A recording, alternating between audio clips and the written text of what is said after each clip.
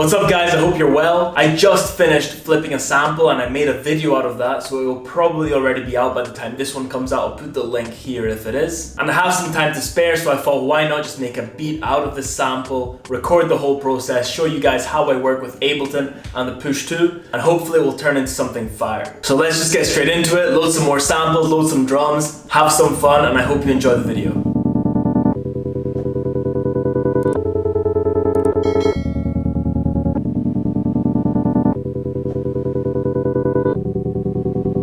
Alright, so this sample, how it is already pretty fire, but I think it's lacking some top end. So what I'm going to do is duplicate the original sample without the creative warping that I talked about in the previous video and raise the octave to get some higher frequencies. So to duplicate the track is Command D, right? And that's created a copy of that track. I'm just going to go into the sample and instead of that beat warping, I'm just going to put it to complex for now. So that should just sound like a reversed sample.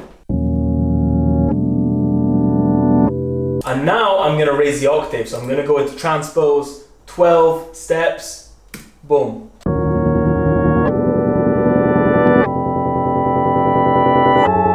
Alright, so it's a bit invasive on the original sample, so what I'm going to do is cut it up, just this, and take out all the parts in between. Maybe even shorter.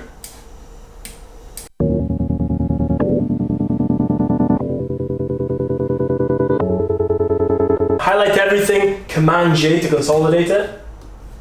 And I'm going to put a quick EQ to take out all the lower and lower mid frequencies. And we're also going to put some Valhalla Supermassive reverb to make that nice and spacey.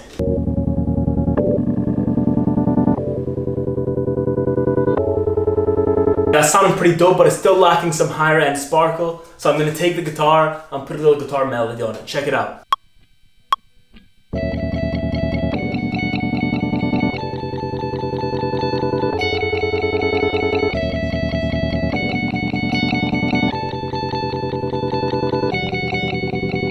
Alright, so to get my guitar sound, I have my usual rig of plugins. If you're interested in me going through that rig, please leave a comment below and I can do that in a separate video.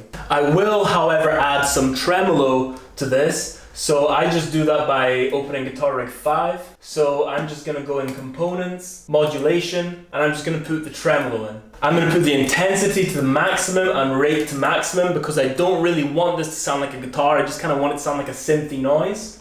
Sync it to the tempo. I'm gonna make it stereo as well so it bounces from left to right.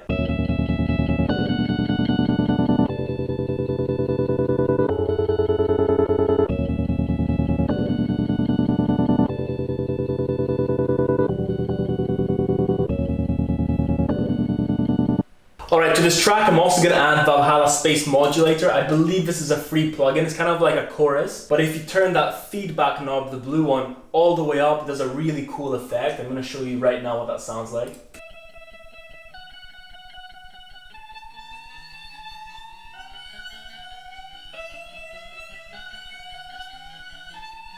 Then I'm going to add some supermassive reverb to this track as well.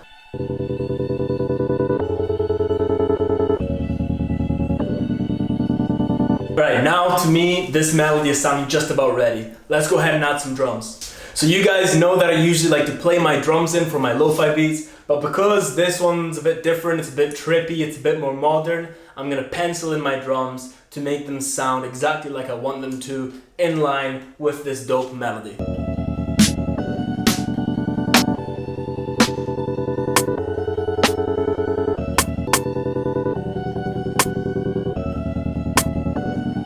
Alright, so I think this big snare sounded dope. So if you highlight the bars that you want to insert the MIDI sequence into, then do Command Shift M. So we'll go ahead and add big snare into D1 here. Go back into our MIDI sequence, and I'm just going to put on 2 and 4 for now.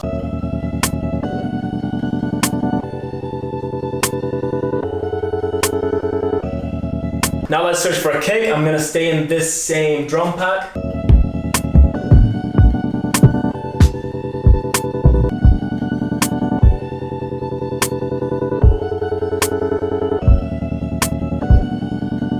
Alright, so this Beth kick, these names are so weird, but this Beth kick is super fire. I really like these deep kicks that have a lot of low end, sort of punchy low end. So I'm going to insert that into C1. So with kick patterns, I like to follow the chordal changes. So it's just about listening to the melody, listening to where the melody goes from one part to the next, and following that with your kick to highlight the melody a bit better.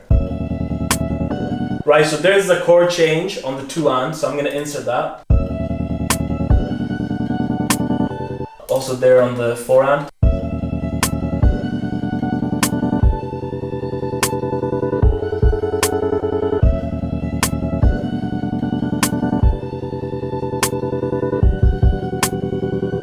So as you can see, I inserted this triple kick here instead of the double kick in the previous two bars, just to add some variation. And actually I'm gonna just introduce that triple kick with a slight low volume hit before, dun dun dun. Right now it's dun dun dun. So I'm gonna zoom in into the grid here, put that in there, and just decrease the velocity of that hit.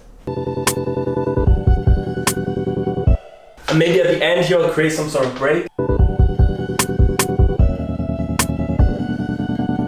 Alright, let's go ahead and pick some hats.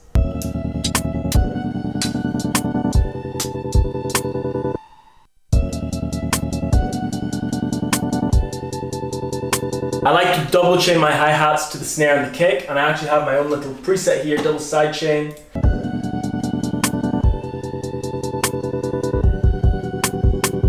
And I'm just going to go ahead and also take away some of the hits.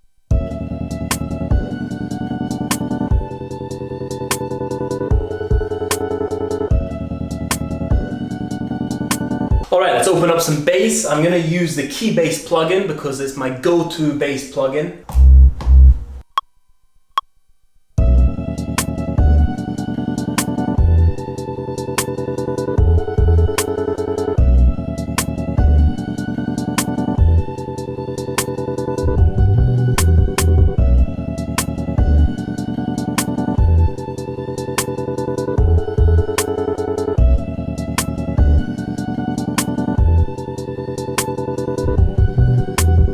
Alright, that's sounding basically made. Obviously it needs some mixing and maybe some more elements. I'm going to do that off camera because it does require a lot of trial and error, but then I'll show you the stuff that I added. All these extra elements that I'm about to add for me tends to be the longest part of making a beat. Finding the right elements, placing them in the right point of the beat, in the right point of the loop. This is really about studying the loop. This is about getting the best loop you possibly can. And the position of one single perk in some point in the rhythm can really make a huge difference in making the loop have a specific bounce or it just sounding bland, right? Okay, so we're back. I worked on it quite a bit actually. Many hours have gone by. One of the first thing I did is make the drums a bit more bouncy. So to do that, it's about adding, as I was saying before, percussive elements, rhythm elements in kind of offbeat sections. So that's something called syncopation. So I added this shaker, for example, right? And I added a crazy amount of RC20. And then I gained it down with the utility plugin. And I duplicated that. And in the duplicate version, I just made it much shorter. They're basically these two top tracks of this drum groove.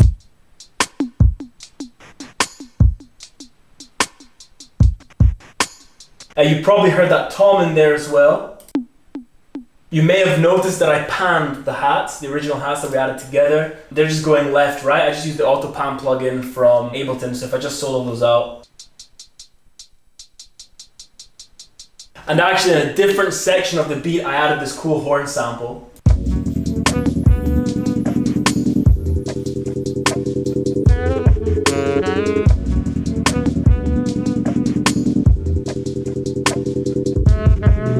And finally, I did a bit of transitions. So for example, here, just to avoid the beat getting too repetitive.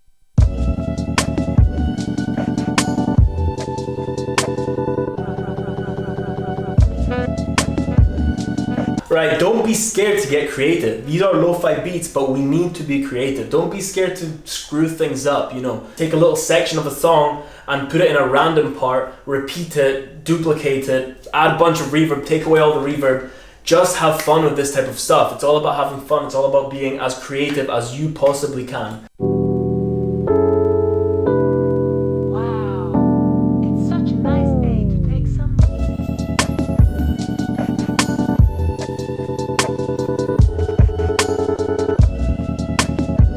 Alright guys, that's basically it for today's video. I hope you liked the beat and the footage. If you have any questions at all about how I got any of these sounds, please leave a comment below. Don't forget to subscribe to the channel. It really helps a lot, guys. Keeps me motivated, keeps these videos coming.